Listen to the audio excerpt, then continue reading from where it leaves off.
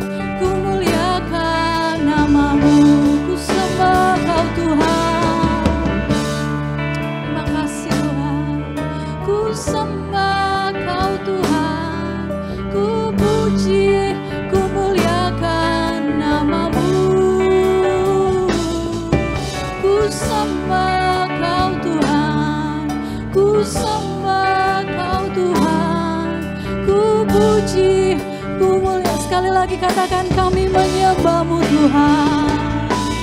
Ku sembah Kau Tuhan ya Yesus. Terima kasih Tuhan. Ku puji, ku muliakan nama-Mu Yesus. Ku sembah Kau Tuhan. Ku sembah Kau Tuhan. Ku puji, ku muliakan nama-Mu. Ku muliakan nama-Mu, kami memuji-Mu Tuhan. Ku puji, ku muliakan nama-Mu. Haleluya. Terima kasih Tuhan. Kami menyembah-Mu. Haleluya. Terima kasih Yesus Tuhan. Mari sembah Dia, angkat suaramu, sembah Yesus.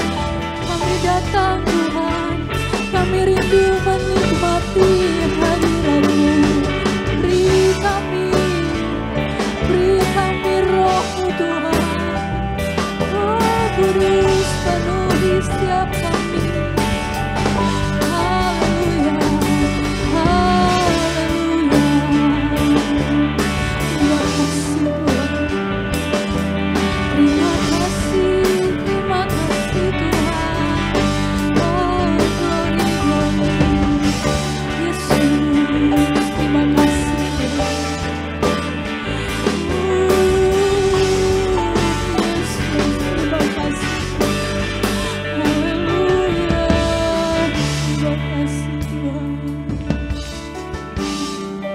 Haleluya, Yesus, terima kasih. Ku sembah Kau Tuhan, mari kita sembah Dia. Angkat suaramu, berikan yang terbaik buat Tuhan kita. Ya Yesus, kami memuji-Mu, kami menyembah-Mu saat pagi hari ini Tuhan. Ya, kami menyembah-Mu. Ku puji, ku muliakan nama-Mu, ku sembah Kau Tuhan. Ku sembah Kau Tuhan, ku sembah Kau Tuhan. Kami puji, kami muliakan nama-Mu, nama-Mu Yesus. Ku sembah Kau Tuhan, ku sembah Kau Tuhan. Ku puji, ku muliakan nama-Mu. Terima kasih Tuhan. Ku sembah Kau Tuhan, ku sembah Kau Tuhan. Kami puji, kami muliakan nama-Mu Tuhan. Oh Yesus, haleluya. Ku sembah Kau Tuhan, ku sembah Kau Tuhan. Ku puji, ku muliakan nama-Mu. Ku sembah Kau Tuhan, ku sembah Kau Tuhan. Ku puji, ku muliakan nama-Mu Yesus. Ku sembah Kau Tuhan, ku sembah Kau Tuhan. Ku puji, ku muliakan nama-Mu. Kami puji, kami muliakan. Ku puji, ku muliakan nama-Mu. Ku puji, ku muliakan nama-Mu. Beri kemuliaan buat Tuhan kita. Oh Yesus, terima kasih. Terima kasih Tuhan. Puji Tuhan. Haleluya, terima kasih Tuhan. Karena kebaikan-Mu kami ada sampai hari ini. Dan sebentar lagi Tuhan, kami sepakat di hadapan Tuhan. Kami mau memuji, memuliakan nama Tuhan. Kami mau merasakan roh Tuhan tercurah atas setiap kami saat pagi hari ini Tuhan. Tuhan bekerja atas setiap kami, setiap puji-pujian yang kami naikkan. Biarlah semuanya menyenangkan hati Tuhan. Kami mulaikan ibadah pada pagi hari ini dengan mengucap syukur di dalam nama Tuhan Yesus Kristus. Haleluya.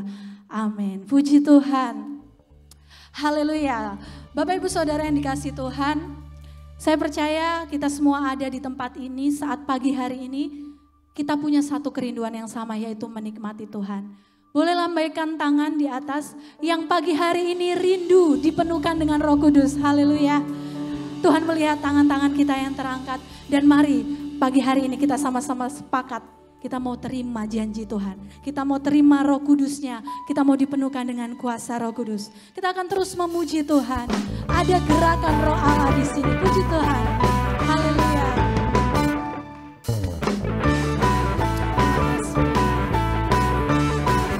Sama-sama katakan. Ada gerakan Roh Allah di sini. Ada gerakan Roh Allah di sini.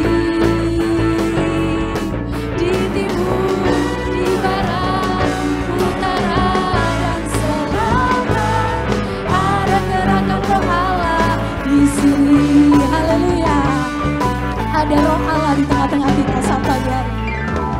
Ada gerakan Roh Allah di sini. Amin. Terima kasih Tuhan. Ada gerakan Roh Allah di sini. Di timur, di barat, utara dan selatan. Ada gerakan Roh Allah di sini. Boleh angkat tangannya. Kita akan sama-sama puji Tuhan. Hosana. Hosana, Hosana.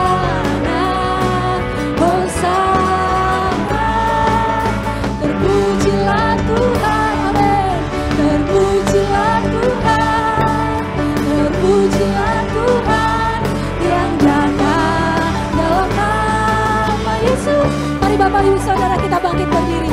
Kita mau puji Tuhan, kita menaikkan pujian kita. Ada gerakan Roh Allah di sini. Amin. Kami percaya Tuhan. Ada gerakan Roh Allah di sini. Di timur, di barat, utara dan selatan. Ada gerakan Roh Allah di sini. Hosana, Hosana, Hosana, Hosana, Hosana. Terpujilah Tuhan, terpujilah Tuhan, terpujilah Tuhan yang datang dalam nama Yesus. Kita naikkan pujian ini dari awal. Kita lebih sungguh-sungguh lagi memuji Tuhan. Haleluya. Ada gerakan Roh Allah di sini. Di mana? Di sini. Haleluya. Ada gerakan Roh Allah di sini. Amin. Terima kasih Tuhan. Di timur, di barat, utara dan selatan. Ada gerakan Roh Allah di sini. Hosana, Hosana, Hosana, Hosana. Terpujilah Tuhan, haleluya. Terpujilah Tuhan, terpujilah Tuhan yang datang dalam nama Yesus. Haleluya. Kita teruskan pujian kita. Rasakan kuasa Allah turunlah, rasakan kuasa Allah turunlah, pintu rahmatnya terbuka bagiku. Rasakan kuasa Allah turunlah, rasakan kuasa Allah turunlah. Haleluya.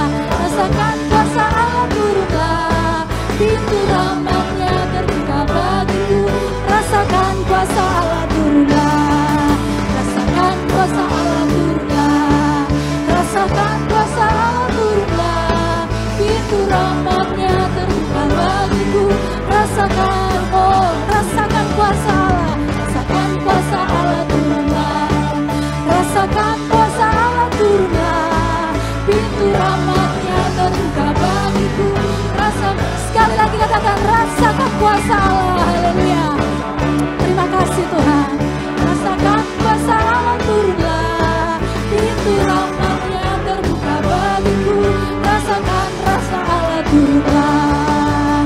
Api Kristus sudah haleluya. Api Kristus sudah menyala. Api, api, api, api, api, api Kristus sudah menyala. Api Kristus sudah menyala. Api Kristus sudah menyala. Api, api, api, api, api, api Kristus sudah. Kami percaya Engkau hadir Tuhan. Oh terima kasih Roh Kudus. Api Kristus sudah menyala. Api, api, api, api, api, api. Naikkan dengan sungguh di hadapan Tuhan. Haleluya. Api Kristus sudah menyala.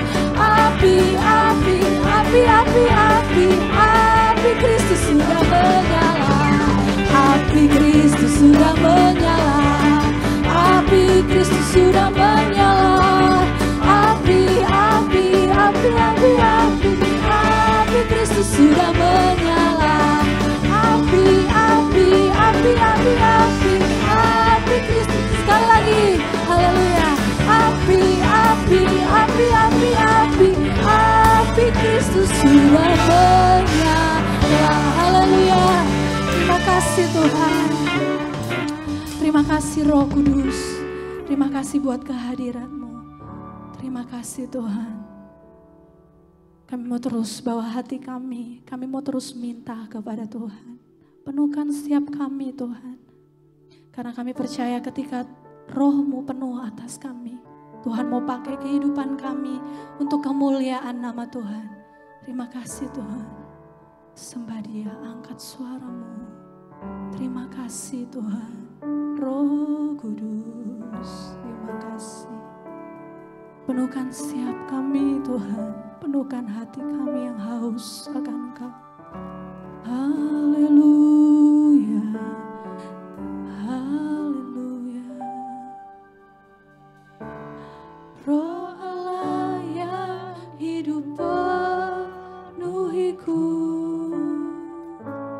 Roh Allah yang hidup pulihkanku. Turunlah urapan ke atasku, membangkitkan kuasa-Mu. Roh Allah yang hidup penuhiku, Roh Allah yang hidup, Roh Allah yang hidup pulihkanku. Turunlah urapan ke atasku, membangkitkan kuasa-Mu, membebaskan hidup yang terbelenggu, memulihkan hati mereka yang terluka, serta menjelikan mata yang buta. Jadikan kami alat-Mu Tuhan, jadikan hidupku alat-Mu, dipenuhi urapan baru, menyatakan kebesaran kuasa-Mu. Kami perlu Roh Kudus, kami perlu Engkau Tuhan. Roh Allah yang hidup penuhiku, Roh Allah yang hidup. Amin, terima kasih. Turunlah urapan ke atasku, membangkitkan kuasa-Mu.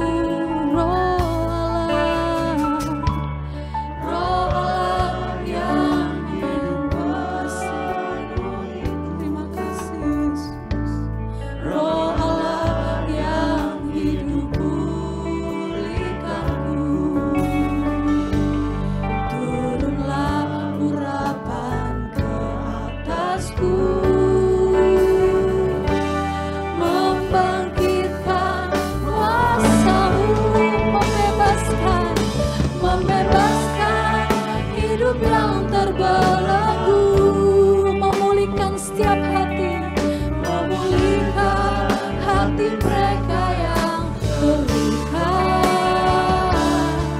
serta menjelikan mata yang buta.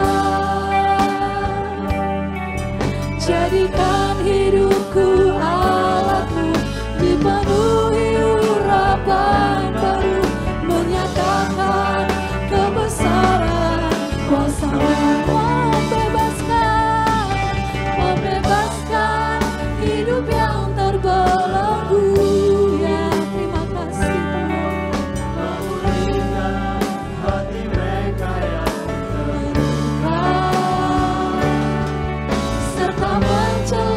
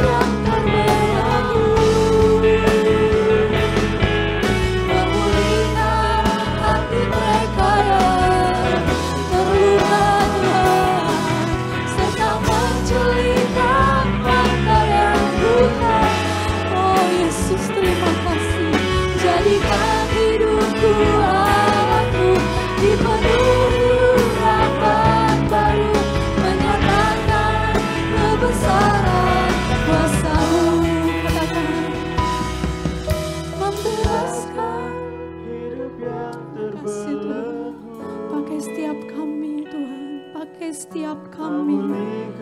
Penuhkan kami dengan Roh Kudus-Mu. Kami perlu Engkau Tuhan. Serta menjelikan mata yang buta. Jadikan hidupku alat-Mu, dipenuhi urapan baru, menyatakan kebesaran kuasa-Mu. Membebaskan hidup yang terbelenggu. Makasih Tuhan. Memulihkan hati mereka yang terluka, serta menjelikan mata yang buta. Jadikan hidupku alat-Mu, dipenuhi urapan baru, menyatakan kebesaran kuasa-Mu. Membebaskan setiap hati. Oh Yesus, terima kasih Roh Kudus. Memulihkan hati mereka yang terluka, serta menjelikan mata yang buta. Jadikan hidupku alat-Mu, dipenuhi urapan baru, menyatakan kebesaran kuasa-Mu. Menyatakan kebesaran kuasa-Mu. Menyatakan kebesaran kuasa-Mu. Terima kasih Tuhan. Haleluya, haleluya, haleluya. Terpuji nama-Mu Tuhan. Haleluya, segala kemuliaan hanya bagi-Mu. Kami bersyukur Tuhan. Kami bersyukur buat anugerah-Mu, kami bersyukur buat setiap janji-Mu yang selalu nyata dalam kehidupan kami Tuhan. Terima kasih buat Roh Kudus-Mu, penolong, penghibur yang tidak akan pernah meninggalkan kami, yang akan terus menyertai kami Tuhan. Bahkan Tuhan kami percaya, Tuhan pakai kehidupan setiap kami untuk kemuliaan nama-Mu. Terima kasih Tuhan. Inilah setiap pujian kami di hadapan-Mu, Tuhan yang melayakkan, dan biarlah semuanya menyenangkan hati-Mu Tuhan. Dan saat ini Yesus, kami umat-Mu, kami rindu mendengarkan perkataan-Mu Tuhan. Biarlah Roh Kudus-Mu yang akan menolong kami mengerti, menangkap apa yang menjadi perkataan-Mu yang Tuhan sampaikan melalui hamba-Mu. Urapi hamba-Mu Tuhan, pakai hamba-Mu menyampaikan setiap kebenaran-Mu. Terima kasih Tuhan Yesus, kami bersyukur dan kami siap untuk mendengarkan firman-Mu. Hanya di dalam nama Tuhan Yesus Kristus. Haleluya. Amin.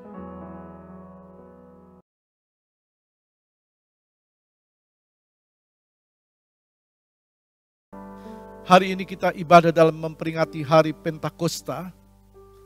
Dalam bahasa Yunani, Pentekosta atau Pentakosta. Dalam bahasa Indonesia, Pentekosta adalah hari pencurahan Roh Kudus. Mari tampilkan. Hari Pentakosta dalam bahasa Yunani atau Pentekosta dalam bahasa Indonesia adalah hari pencurahan Roh Kudus. Pentakosta itu sama dengan Pentekosta, artinya hari ke-50. Ya. Dirayakan 10 hari setelah Yesus naik ke sorga. Dirayakan 10 hari setelah Yesus naik ke surga, atau 50 hari setelah Paskah atau kebangkitan Tuhan. Nah, kita membuka Kisah Rasul pasal 2 ayat 1a berkata demikian. Kisah Rasul 2 ayat 1a.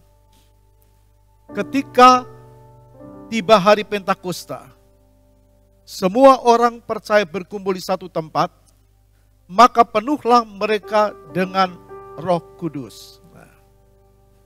Itu sebabnya gereja kita, gereja Pantekosta dan gereja-gereja aliran Pantekosta menekankan pada pekerjaan Roh Kudus. Pentakosta atau Pantekosta dalam bahasa Indonesia artinya hari ke-50. Jadi kita percaya penekanan kita adalah pengalaman langsung kehadiran Tuhan bagi kita orang percaya. Pengalaman langsung. Bukan cuma sedengar mendengar, tapi mengalami pekerjaan Roh Kudus dalam hidup orang-orang percaya. Jadi percaya bahwa iman itu harus bersifat pengalaman yang kuat. Bukan cuma sekedar percaya tapi ada pengalaman bersama dengan Tuhan. Maka khotbah pada hari ini Minggu 19 Mei 2024, Roh Kudus bukan kuasa. Roh Kudus bukan kuasa. Kalau Roh Kudus bukan kuasa, lalu siapa Roh Kudus? Kalau dia bukan kuasa, Roh Kudus itu adalah pemilik kuasa. Amin. Tepuk tangan bagi dia. Roh Kudus bukan kuasa, tapi Roh Kudus adalah pemilik kuasa. Kisah 1 ayat 18a berkata demikian. Tetapi ayat 8, tetapi kamu akan menerima kuasa kalau Roh Kudus turun ke atas kamu. Kalau Roh Kudus turun ke atas kamu, kamu akan menerima kuasa. Jadi Roh Kuduslah yang memberi kita kuasa. Karena dia bukan kuasa, tapi dia pemilik kuasa. Dia Allah yang berkuasa. Ayat 8b dikatakan demikian. Dan kamu akan menjadi saksiku di Yerusalem dan di seluruh Yudea dan Samaria sampai ke ujung bumi. Jadi Roh Kuduslah yang memberi kita kuasa untuk menjadi saksi Tuhan. Tanpa Roh Kudus orang tidak mampu terus menjadi saksinya. Karena ada halangan, kendala-kendala yang diciptakan oleh iblis untuk orang tidak menjadi saksi Tuhan. Roh Kudus berkata, firman Tuhan akan memampukan kita jadi saksi Tuhan. Kamu akan jadi saksiku di Yerusalem, di seluruh Yudea, Samaria, dan sampai ke ujung bumi. Dari tempat yang dekat, makin jauh, dan semakin jauh, tetap akan menjadi saksi Tuhan. Bagaimana dengan kita sebagai keluarga, kepala keluarga rumah tangga, atau katakan orang tua, adakah kita menjadi saksi Yerusalem kita, orang-orang yang ada di sekitar kita, tetangga kita sampai ke ujung bumi. Firman Allah berkata dalam ayat 22b, untuk menjadi saksi tentang kebangkitannya. Tuhan katakan, Roh Kudus akan menolong kita untuk menjadi saksi tentang kebangkitannya. Roh Kudus akan mendorong seorang berani bersaksi bahwa Yesus itu adalah Tuhan. Orang akan benar-benar mampu mengatakan Yesus Tuhan. Karena Roh Kudus mendorong dia, memberikan dia kuasa.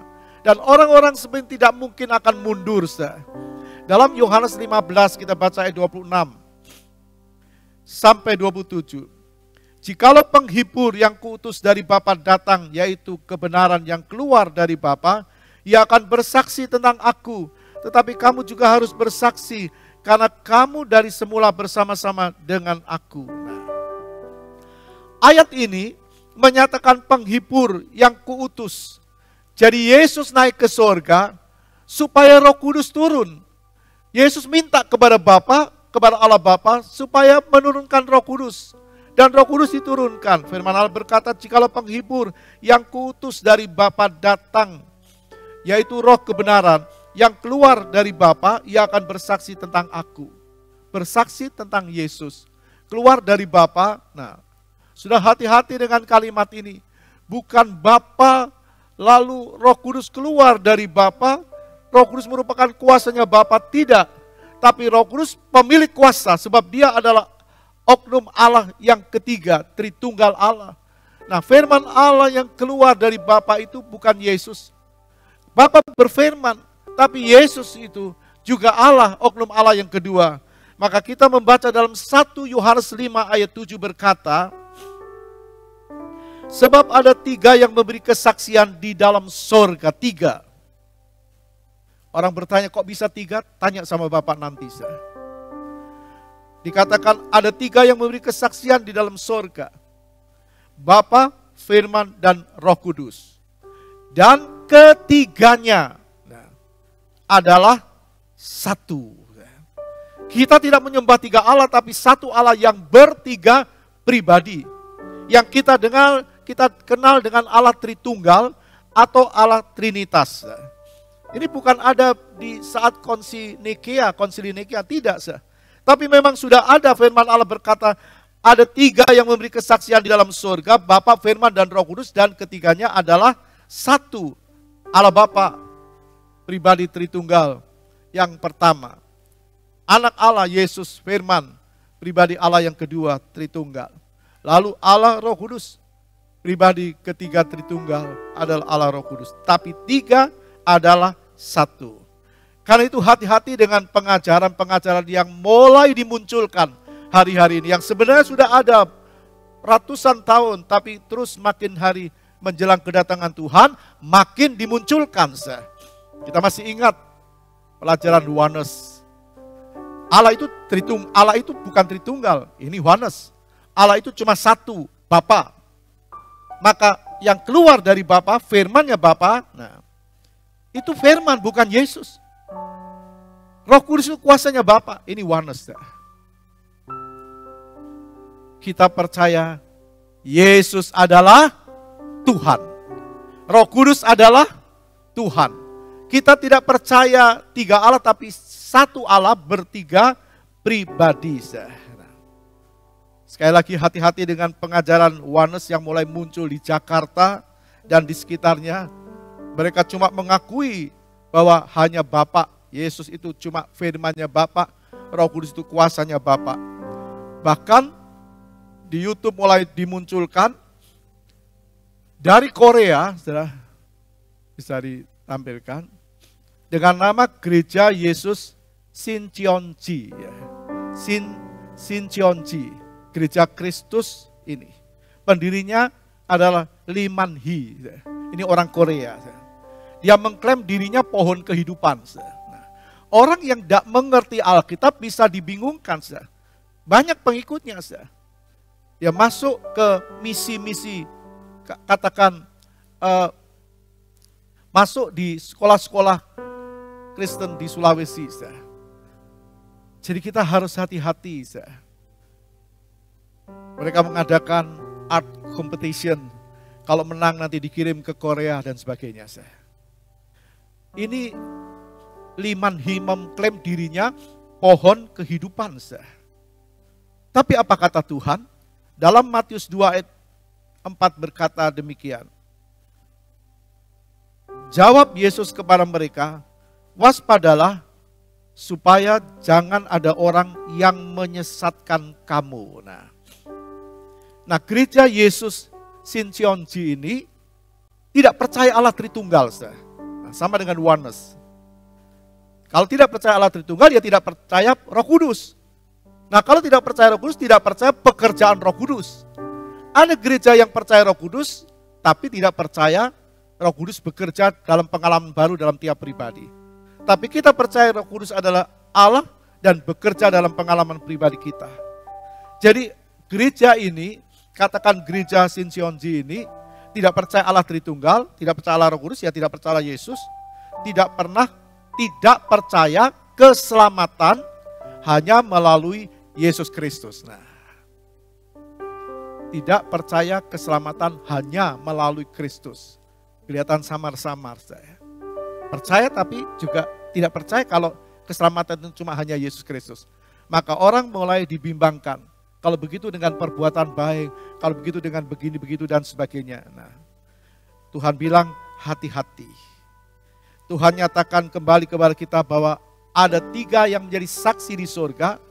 Bapa, Firman, dan Roh Kudus, dan ketiganya adalah satu. Jelas Alkitab menyatakan Allah itu Tritunggal. Nah, kita baca Kejadian 1 ayat 1. Pada mulanya Allah menciptakan langit dan bumi.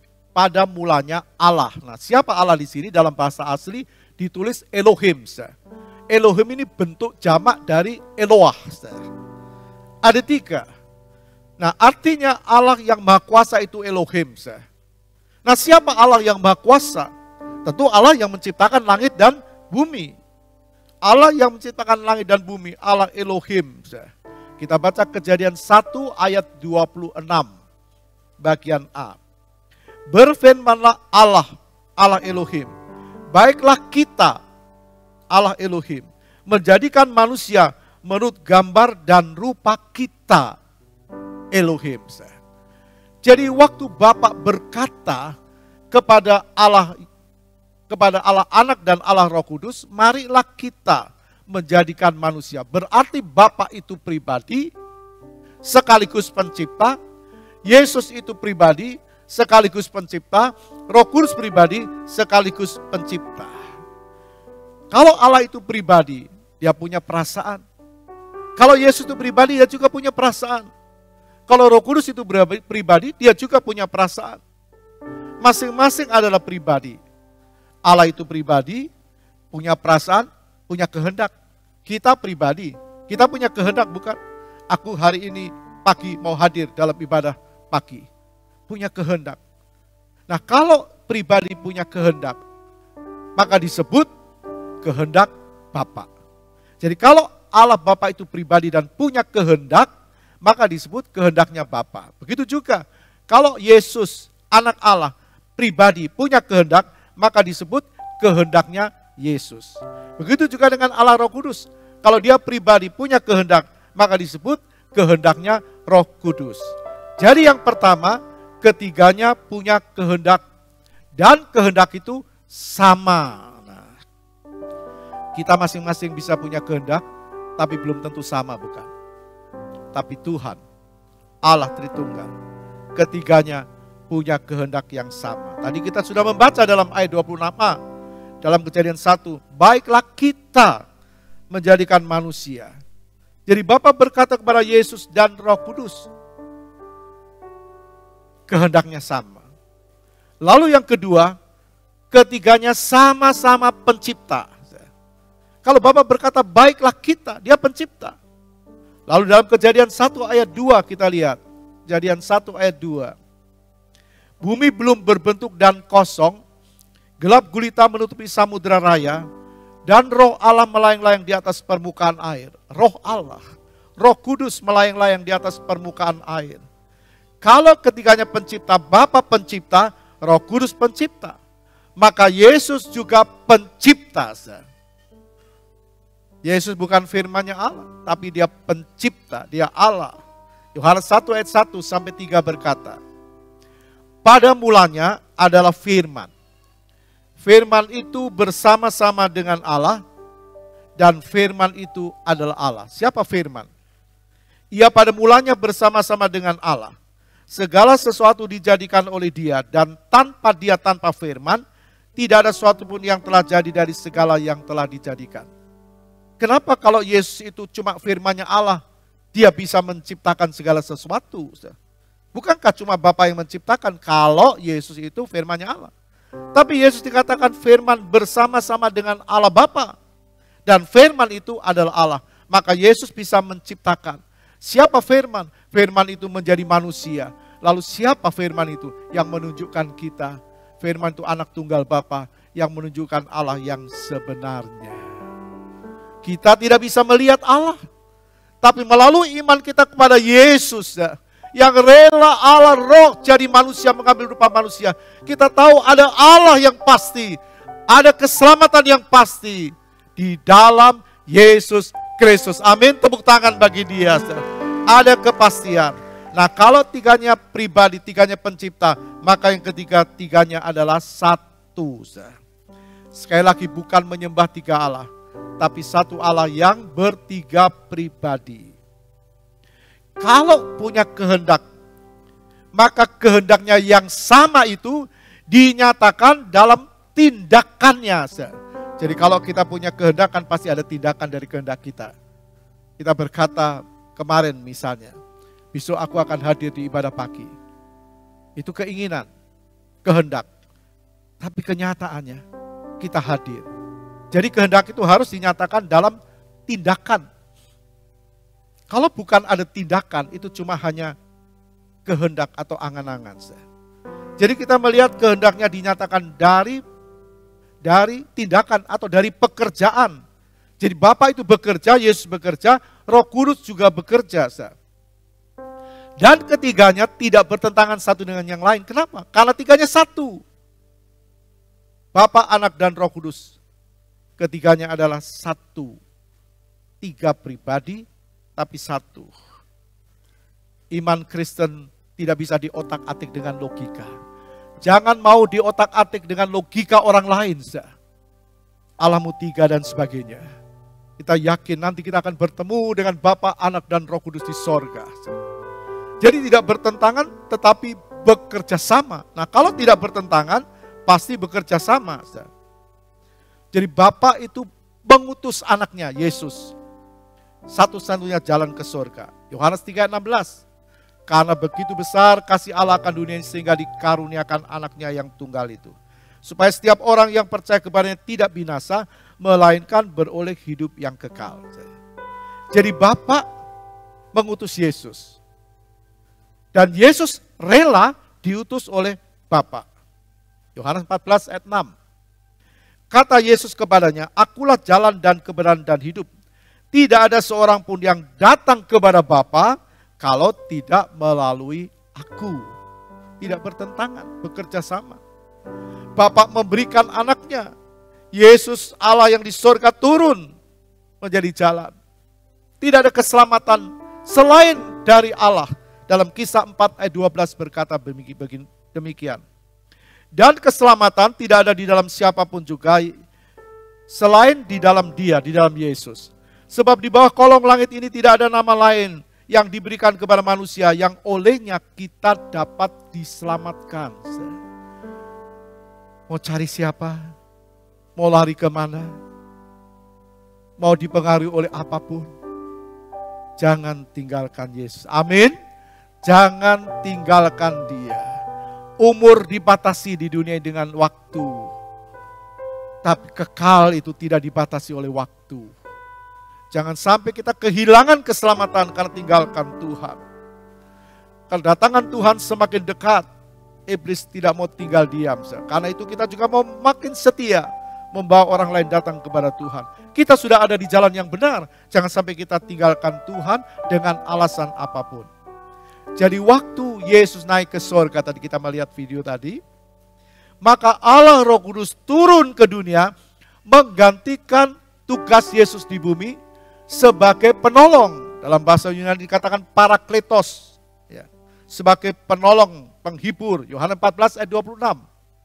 Tetapi penghibur yaitu Roh Kudus yang akan diutus oleh Bapa dalam namaku. Nah, yang akan diutus oleh Bapa dalam namaku, Dialah yang akan mengajarkan segala sesuatu kepadamu dan akan mengingatkan kamu akan semua yang telah kukatakan kepadamu. Perhatikan ayat ini.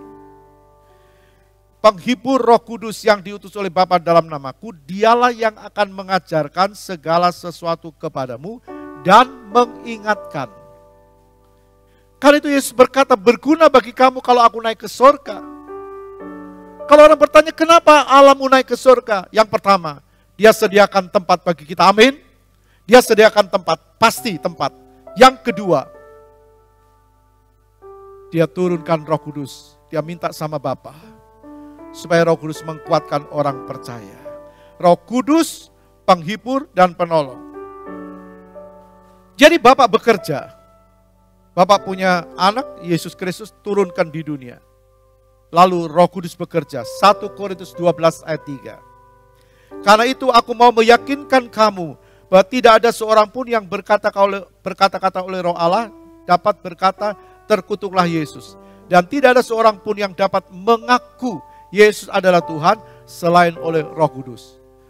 Jadi waktu Yesus turun ke dunia oleh karena kasihnya Bapa menyelamatkan manusia, maka Roh Kudus mengatakan ini loh jalan keselamatan. Kita masih ingat setiap kita ada Roh Kudus dalam hidup kita, amin. Waktu kapan? Waktu kita menerima Yesus. Roh Kudus memberi kesempatan untuk kita menerima Yesus.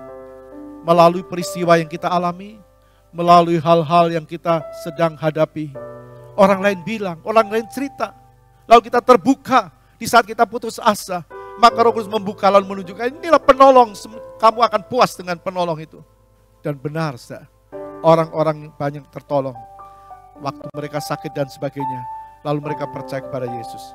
Jadi Bapa itu bekerja karena dia pribadi. Anak bekerja karena dia juga pribadi. Roh Kudus bekerja karena dia juga pribadi. Nah, waktu Bapa mengutus anaknya turun ke bumi,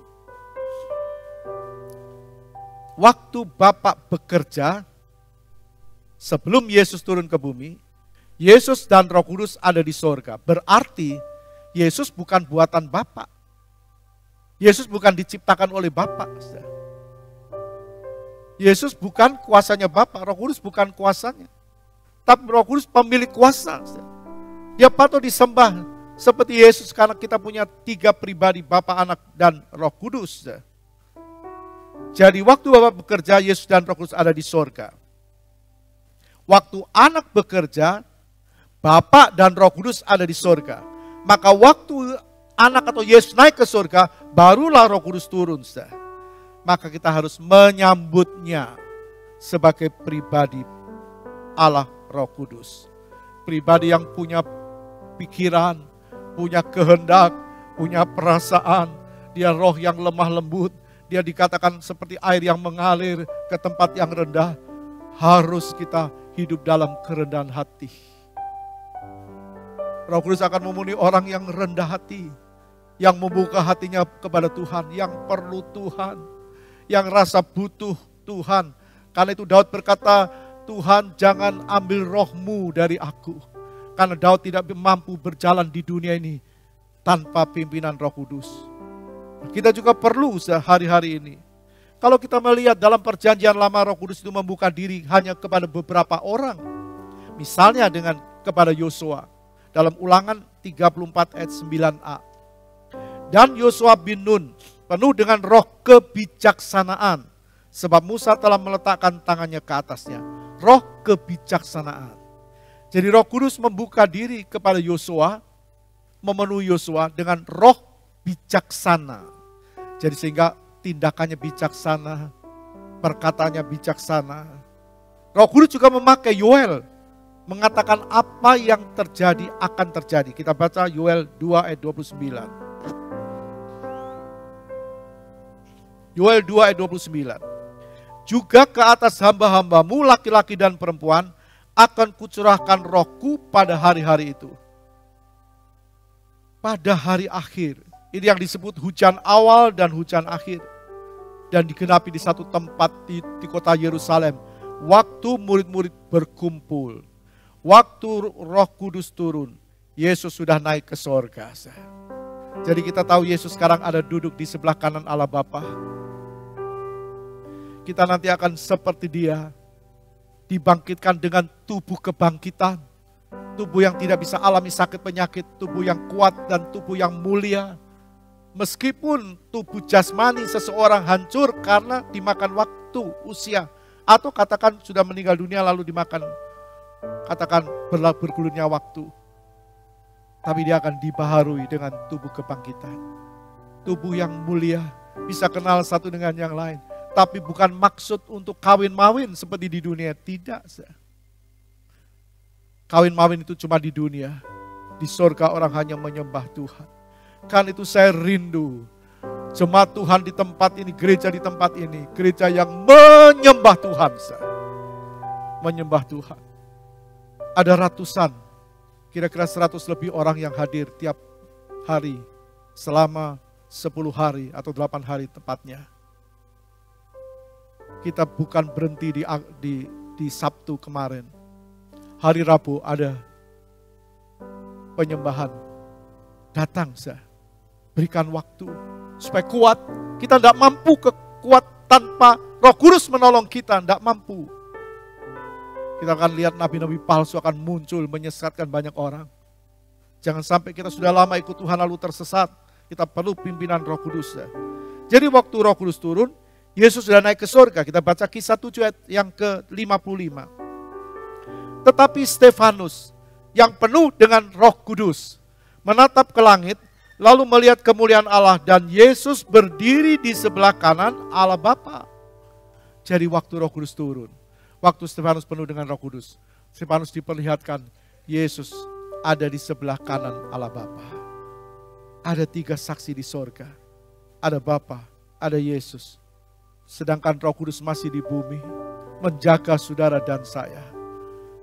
Di dalam firman Tuhan, dalam perjanjian baru dikatakan dalam surat Tesalonika, ada yang menahan untuk tidak tampilnya penyesat, dalam arti kata antikris itu tidak muncul sebelum pengangkatan gereja Tuhan. Artinya apa? Ditahan oleh Roh Kudus.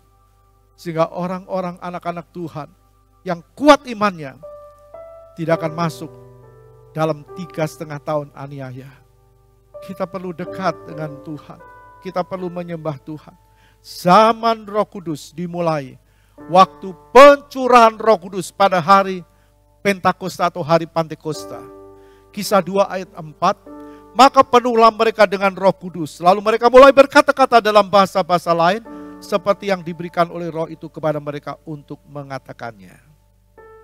Kita baca ayat ini mengatakan, mereka penuh dengan Roh Kudus lalu berkata-kata dalam bahasa-bahasa lain. Bahasa-bahasa lain. Kemudian kita baca ayat 44 dari pasal 10, ayat 44 dan seterusnya. Ketika Petrus sedang berkata demikian, turunlah Roh Kudus ke atas semua orang yang mendengarkan pemberitaan itu, sebab mereka mendengar orang-orang itu berkata-kata dalam bahasa roh dan memuliakan Allah. Nah, sekarang kita lihat. Mereka berbahasa roh. Sedangkan Kisah 2 ayat 4, waktu mereka dipenuhkan dengan Roh Kudus, murid-murid ini berkata-kata dalam bahasa-bahasa lain, bahasa di dunia ini. Kenapa bisa beda? Ke dalam Kisah 2 ayat 4, murid-murid dipenuhkan dengan Roh Kudus berkata-kata dengan bahasa-bahasa lain. Sedangkan di Kisah 10 tadi berkata, mereka berkata-kata dalam bahasa roh. Kita perhatikan ayat 9 dari Kisah 2.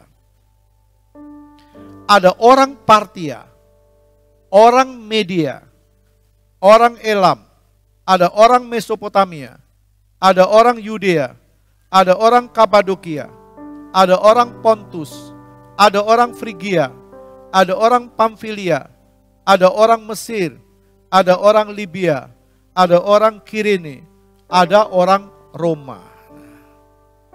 Jadi waktu pengalaman pertama turun atas murid-murid, ada orang-orang yang menyaksikan. Siapa ini? Tadi kita sudah mendengar, adalah orang-orang dari Partia, Media, Elam, Mesopotamia, dan seterusnya. Lalu kita baca ayat 12 Kisah 2. Mereka semuanya tercengang-cengang dan sangat termangu-mangu sambil berkata seorang kepada yang lain, apakah artinya ini? Jadi waktu mereka penuh dengan Roh Kudus, Kisah 2, murid-murid pertama kali penuh di sebuah tempat di Yerusalem. Berkata-kata dengan bahasa manusia, bahasa-bahasa lain. Sehingga orang-orang Persia dan seterusnya ini heran, tercengang-cengang. Nah, kita sekarang lihat. Dalam Kisah pasal 2 ayat 12 tadi dikatakan apa artinya ini? Mereka bilang kok mereka bisa ngomong bahasa kita. Padahal mereka orang Yahudi, orang Yudea. Kenapa mereka ngomong bahasa Persia, Elam, Mesopotamia, Yudea, atau Kapadokia, dan seterusnya. Nah, Kisah 2 ayat 37 sampai 38. Ketika mereka mendengar hal itu, hati mereka sangat terharu. Lalu mereka bertanya kepada Petrus dan rasul-rasul yang lain, apakah yang harus kami perbuat saudara-saudara? Jawab Petrus kepada mereka, bertobatlah dan hendaklah kamu masing-masing memberi dirimu dibaptis dan dalam Yesus Kristus untuk pengampunan dosamu, maka kamu akan menerima karunia Roh Kudus. Jadi maksudnya Tuhan penuhkan mereka dan mereka berkata-kata dalam bahasa-bahasa di dunia pada waktu itu untuk menjadi saksi. Untuk pekabaran Injil menjadi saksi untuk orang-orang Pergia, orang-orang Mesopotamia yang belum kenal Tuhan. Lalu Petrus berkata, bertobatlah kamu. Dan banyak orang bertobat pada waktu itu. Orang Persia, Media bertobat karena pekerjaan Roh Kudus. Jadi jangan orang lu berkata, kalau orang penuh Roh Kudus yang mesti bahasa yang di dunia ini. Itu dalam Kisah 2 ayat 4. Karena ada orang-orang yang belum kenal Tuhan, Persia dan sebagainya. Tapi dalam Kisah 10 orang-orang berbahasa roh, berglosolali. Kenapa beda? Kita baca 1 Korintus 14 ayat 4a. Siapa yang berkata-kata dalam bahasa roh, ia membangun dirinya sendiri. Dirinya dibangun. Orang lain tidak mengerti bahasanya. Tapi dirinya terbangun. Nah, coba kita baca ayat 2. 1 Korintus 14 ayat 2. Siapa yang berkata-kata dengan bahasa roh tidak berkata-kata kepada manusia, tetapi kepada Allah. Sebab tidak ada seorang pun yang mengerti bahasanya, oleh roh ia mengucapkan hal-hal yang rahasia. Dia tidak bicara kepada manusia. Kadang-kadang orang yang tidak mengerti mengolok, mengejek, mentertawakan. Tapi jangan cuma berhenti di tanda lahiriah. Harus ada tanda lahiriah, tanda rohaniah. Jadi orang-orang yang berglosolali atau berbahasa roh itu sedang memuliakan Allah. Dia sedang berkata-kata dengan Allah, bukan kepada manusia. Yohanes 16 ayat 14.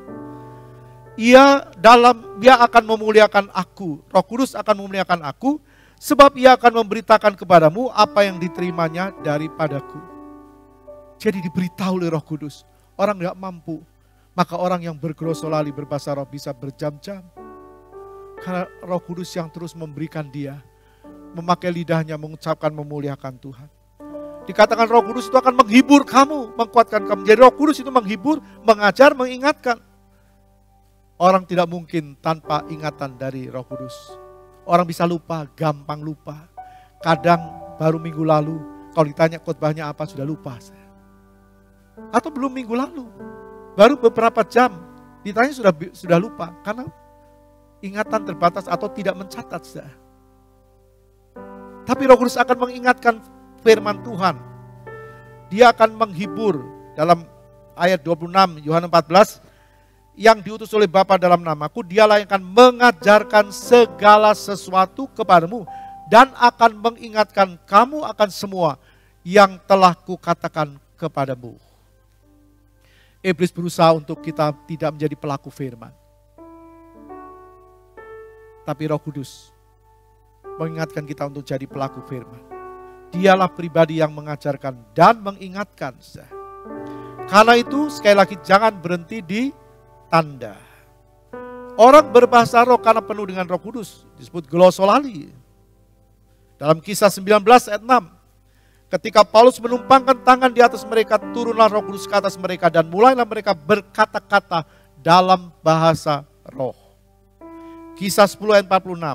Sebab mereka mendengar orang-orang itu berkata-kata dalam bahasa roh dan memuliakan Allah. Ada tanda lahiriah. Tapi jangan puas dengan tanda lahiriah. Jangan bangga dengan berglosolali. Kenapa? Karena kadang orang bangga. Dia merasa sudah penuh dengan Roh Kudus berglosolali. Lalu dia cuma berhenti di tanda. Dia lupa cuma berhenti tanda lahiriah. Kenapa tidak boleh berhenti? Karena Roh Kudus tidak akan berhenti dalam diri orang itu. Kecuali orang itu yang memperhentikan pekerjaan Roh Kudus. Sekali lagi. Roh Kudus tidak akan berhenti. Dia bagaikan api. Bagaikan air digambarkan. Tidak akan berhenti. Kecuali diberhentikan. Kadang orang bilang, aku sudah cukup satu kali penuh Roh Kudus lalu berhenti. Doanya melempem. Kalau doa tidak ada suara. Doa ngantuk-ngantuk dan sebagainya. Mari belajar hari Rabu kita datang sama Tuhan. Roh Kudus tidak akan berhenti sampai membawa orang itu kepada buah-buah Roh Kudus. Roh Kudus yang satu membawa kepada buah-buah roh. Kita baca Galatia 5 ayat 22 sampai 23. Tetapi buah roh ialah buah roh. Roh tunggal, Roh Kudus. Tetapi buah roh ialah kasih, sukacita, damai sejahtera, kesabaran, kemurahan, kebaikan, kesetiaan, kelemah lembutan, penguasaan diri. Bahwa orang hidup dalam kasih. Hidup dalam kasih. Hidup tidak dalam kebencian. Tidak hidup dalam dendam. Kalau orang masih hidup dalam dendam, dia belum dipimpin oleh Roh Kudus. Meskipun dia penuh Roh Kudus, kalau dia hidup dalam dendam, dia menghalangi pekerjaan Roh Kudus. Kenapa ada orang yang sudah penuh Roh Kudus tapi hidupnya tidak hidup dipimpin Roh Kudus? Tidak sesuai, tidak jadi saksi Tuhan, jadi batu sandungan. Hidupnya sama dengan orang yang di dunia ini. Kenapa? Karena dia tidak memberi kesempatan Roh Kudus berotoritas dalam dirinya. Hidup dalam kasih, hidup dalam sukacita. Dalam segala situasi apapun Roh Kudus menghibur. Dalam senang, dalam susah menjadi penghibur. Dikatakan bahwa orang hidup dalam damai sejahtera. Ada perasaan damai di tengah situasi apapun. Ada perasaan damai. Buah roh adalah kesabaran. Dapat mengendalikan diri. Tidak gampang emosi. Dapat mengendalikan diri. Ada orang yang bilang, aku memang dilahirkan begitu kok, dari sononya aku memang begitu. Mau apa? Hak-hakku lah. Itu orang yang keras hati. Belum hidup dalam pimpinan Roh Kudus. Roh Kudus akan membuat orang itu dikatakan hidup dalam kesabaran. Bisa mengendalikan diri. Hidup dalam kemurahan, murah hati, suka menolong. Murah hati, suka menolong. Itu pekerjaan Roh Kudus. Kebaikan, melakukan hal-hal yang baik. Itu adalah pekerjaan Roh Kudus. Bukan yang jahat. Bukan memfitnah orang lain, bukan. Dikatakan buah roh adalah kesetiaan, setia. Tidak tergoyahkan imannya. Buah roh adalah kelemah lembutan. Tidak kasar. Buah roh adalah penguasaan diri. Hati-hati dalam mengambil keputusan, dia tahu apakah ini benar atau tidak. Nah, orang-orang ini akan mampu kalau pekerjaan Roh Kudus ada dalam diri orang itu. Nah, tentu dampaknya bagi orang percaya, Roh Kudus menuntun orang dalam kebenaran firman. Memungkinkan orang hidup dalam kekudusan. Galatia 5 ayat 16. Maksudku ialah hiduplah oleh roh, maka kamu tidak akan menuruti keinginan daging. Jadi Roh Kudus akan membawa orang ke dalam kekudusan, dan Roh Kudus akan membuat orang untuk tetap rindu kedatangan Yesus yang kedua kali. Wahyu 22 ayat 20. Ia yang memberi kesaksian tentang semuanya ini berfirman, ya, aku datang segera, datanglah Tuhan Yesus. Jadi saudara, kita lihat pentingnya dipenuhkan Roh Kudus. Stefanus bisa mempertahankan imannya di masa sulit sampai akhir hidupnya. Petrus, Thomas, dan murid-murid yang lain setia sampai akhir. Saulus hidupnya dirubah oleh Tuhan. Dulu penuh dengan dendam, kebencian, akar pahit, kemarahan. Dirubah oleh Tuhan. Jangan berhenti hanya di tanda lahiriah. Harus sampai ke tanda rohaniah. Dan pembaptis Roh Kudus itu adalah Yesus Kristus. Markus 1 ayat 8 berkata, aku membaptis kamu dengan air, tetapi ia akan membaptis kamu dengan Roh Kudus. Izinkan Yesus membaptis dengan Roh Kudus. Mari sama-sama kita bangkit berdiri. Ya Roh Kudus, berhembuslah sekarang. Haleluya, haleluya.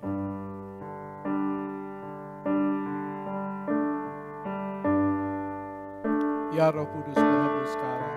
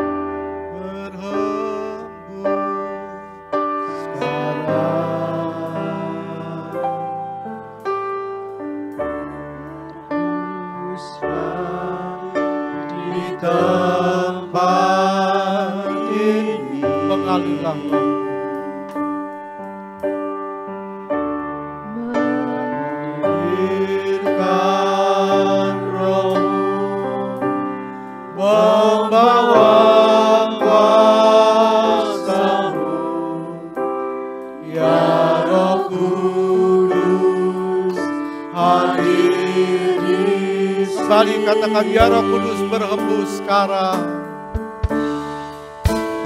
Ya Roh Kudus, berhembus sekarang. Berhembuslah di tempat ini.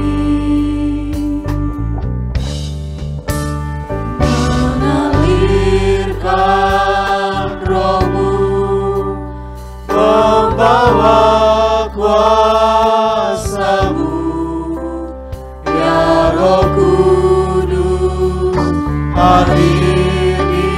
Kembali semua katakan, ya Roh Kudus berhembus sekarang. Ya Roh Kudus berhembus sekarang. Berhembuslah di tempat ini,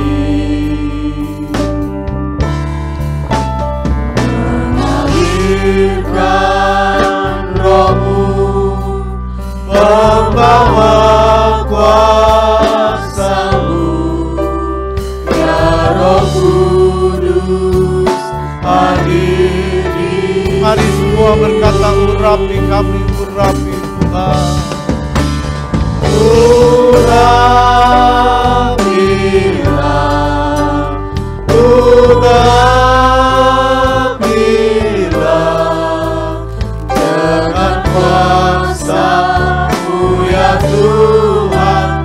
Penuhilah kami. Urapilah, urapilah, berhembuslah mengalir. Urapi kami Tuhan. Mari semua kembali katakan, urapi. Urapi Tuhan. Urapi. Minta Dia urapi kita. Dengan kuasa-Mu ya Tuhan. Penuhi kami. Bila kami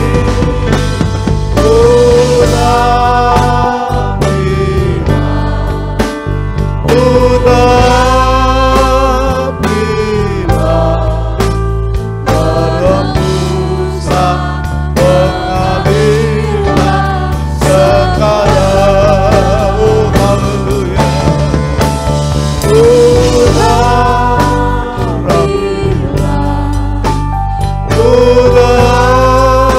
Izinkan Dia bekerja dalam hidup kita. Ya Tuhan, penuhilah kami.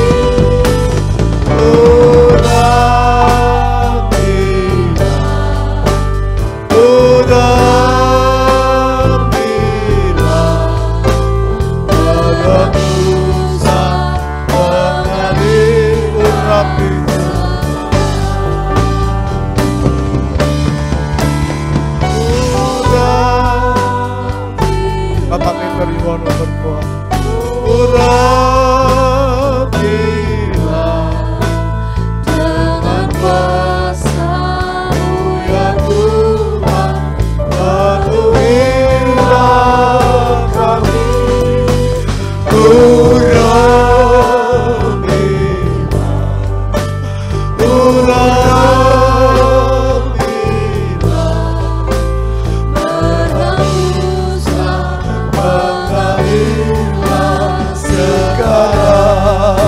kita menyanyikan ini dari awal. Ya Roh Kudus berhembus sekarang. Kita minta kuasa itu.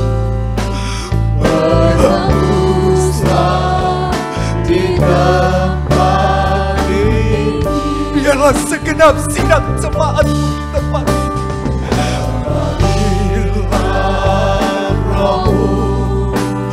Membawa kuasa, Dia yang memberi kekuatan pada kita. Minta saudara rindu akan kuasa Roh. Haleluya, sekali lagi. Roh Kudus berhembus sekarang. Bukalah hatimu untuk Roh Kudus.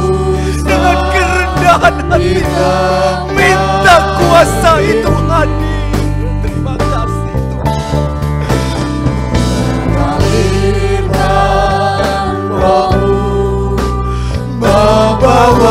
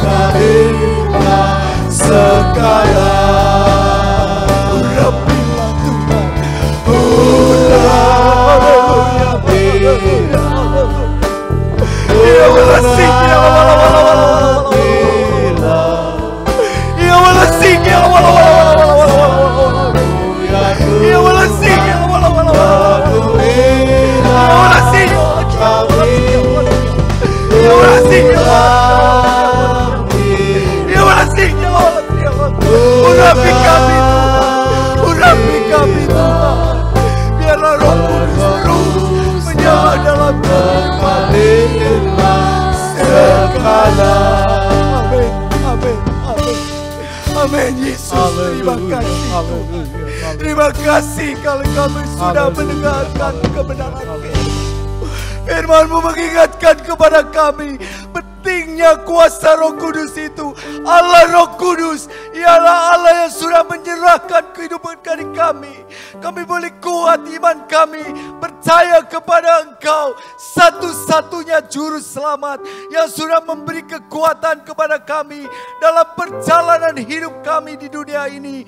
Kami tetap kuat, kami tidak ingkar hati, kami tetap teguh di dalam Engkau karena kekuatan Roh Kudus itu biarlah menjadi suatu pedoman dalam hidup kami untuk kami terus mendengarkan betapa kuatnya Roh Kudus itu menyalakan dalam kehidupan kami. Kuasa itu berkobar-kobar terus untuk kami tetap menyembah Engkau dalam roh dan kebenaran. Terima kasih Bapa dalam surga.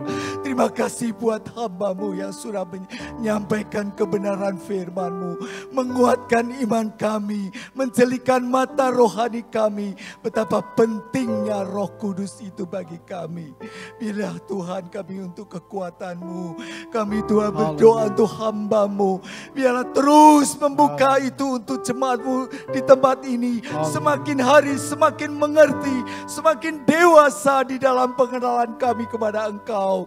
Beri kesehatan dan kekuatan Tuhan untuk terus mengembalakan kami sidang jemaat-Mu. Terima kasih Tuhan, kami bersyukur. Kami bersyukur memiliki Allah seperti Engkau. Allah yang sungguh dahsyat, yang sungguh kuat, sungguh mulia, yang memberi kekuatan kepada kami. Kami hanya berdoa di dalam satu nama, Tuhan Yesus Kristus. Haleluya. Haleluya. Sekarang saudaraku yang dikasih Kristus, kita pulang dengan bawa berkat Allah Bapa, kasih sayang Yesus Kristus, dan persekutuan di dalam Roh Kudus, yaitu di dalam nama Tuhan Yesus Kristus. Hari ini sampai Maranatha, Tuhan datang yang kedua kali. Semua yang percaya katakan amin. Tuhan berkati.